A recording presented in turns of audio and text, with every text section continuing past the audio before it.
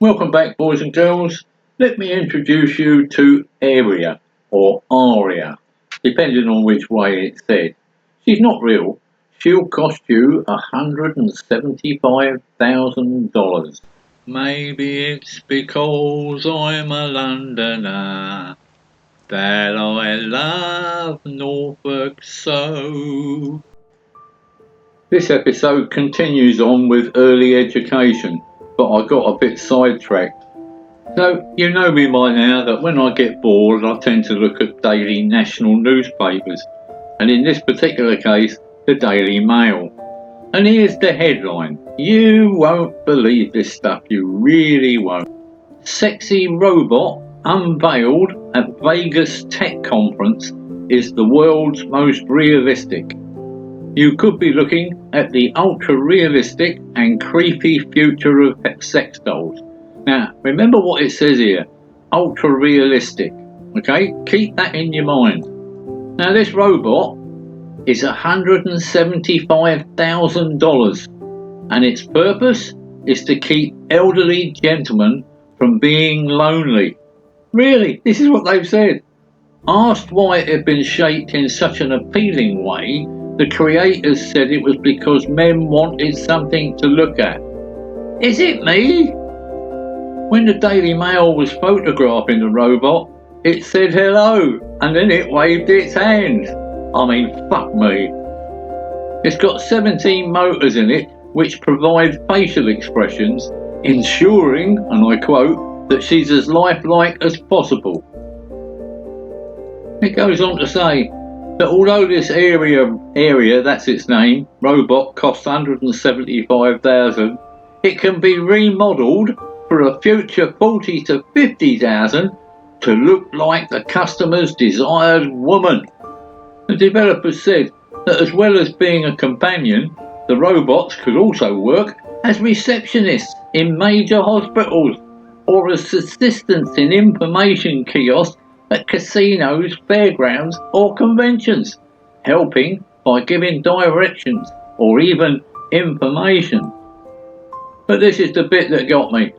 When the Daily Mail had finished interviewing the creators, they said quietly that the robot acts as if it's pissed.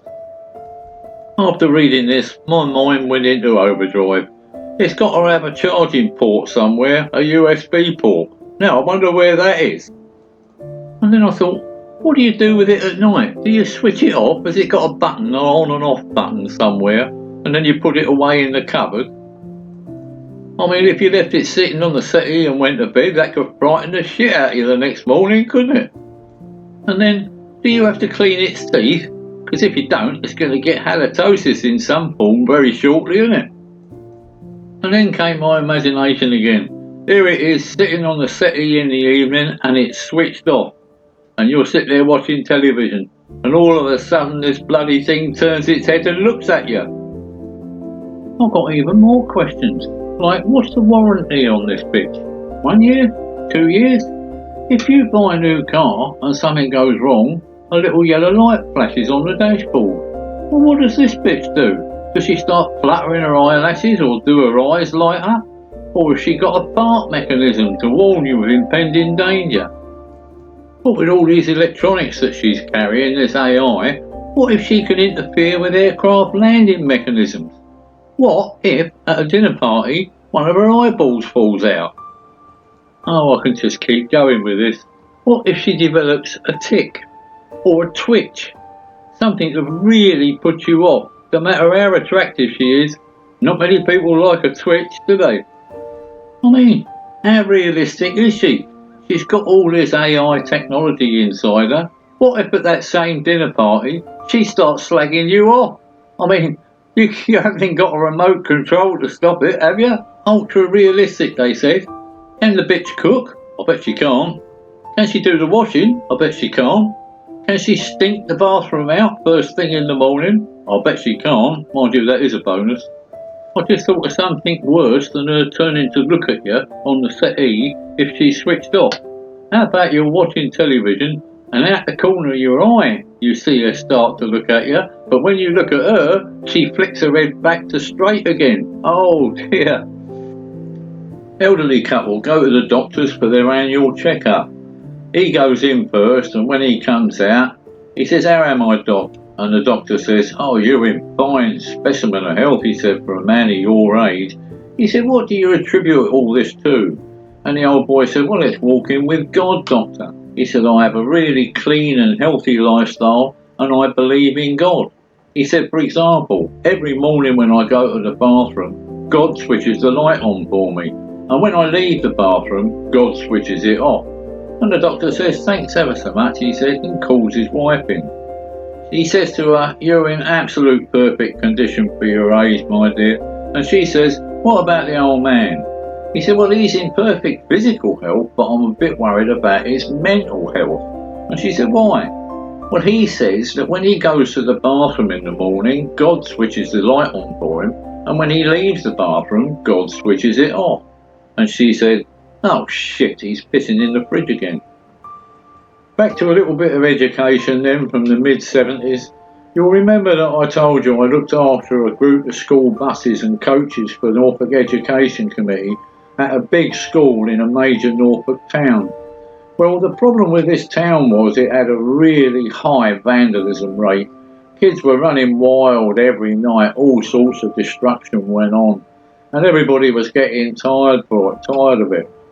So what I did was, I went to see Thetford Sports Centre manager, and I said to him, "What if I bring 50 to 100 kids here?" And he went, "Not a chance, mate. We stopped kids coming into the sports centre about 5 years ago." He said they do too much damage. I said, "Well, why don't we give it one more try and see if it can be done?"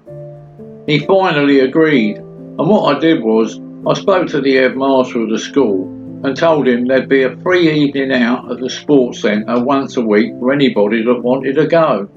I had one coach, and that first night over 100 kids turned up, and we squeezed them in everywhere. Took them to Thetford Sports Centre, and they had the run of the place for over 4 hours. Guess what? Fish and chips on the way home. They were absolutely exhausted by the next day, and all that vandalism stopped. To run it regularly, I needed the help of some adults just to supervise, but nobody would give me any help whatsoever except for one couple. One couple, yeah. They were teachers at that school and they helped, but they were the only two. You see, the trick was, I told these kids that if they left any litter whatsoever or did any damage, we'd never be able to come again. So the responsibility was on them, and I picked the older kids, the bigger ones, the uglier ones, to make sure that the younger ones were kept in place. Did it work? Oh yeah. If you were wondering about the cost, well, this was the mid-70s, and we charged each kid a pound. And for that paid for all the diesel on the coach, plus chips. No, they didn't get any fish, it was just chips. But you should have been there that first night when the fish shop had to come up with 80 portions of chips. That was a laugh, let me tell you. The police came to see me. They wanted to find out how I was doing it. They wanted to know why their crime rate had fallen through the floor. And I told them, and I'll tell you, it's because the kids are bored. All they can do is hang about with their mates, and there's nothing else to do. You take them to a sports centre and knacker them, and you'll be surprised the miraculous change you get. Now bear in mind that was 50 years ago, and life is a lot different today, what with gymnasiums springing up everywhere.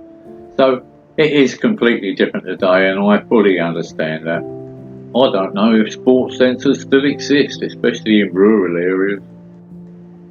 Now there is an epilogue to this story, and that was, on that first night, that manager of that sports centre called all of these 100 kids together in one room, and he told them that they were so well behaved he hadn't found a little piece of litter, and as a result he was going to reopen the centre to young people after 5 o'clock in the evening. There you go, result. So that wraps this one up then. I hope to see you on the next one, and I hope you enjoyed the scenery. So, I get an awful lot of things Just walking up and down. See ya.